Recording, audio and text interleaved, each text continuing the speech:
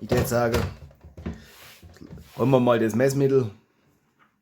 Das ist ganz wichtig, Messmittel. Dass der Ingenieur auch weiß, was da wirklich Sache ist.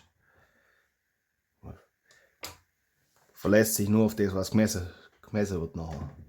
Und gucken mal, was denn das jetzt sagt. Das letzte Mal haben wir 19,2 im Durchschnitt gehabt auf 3 Pfeile. 17,5, 19,4.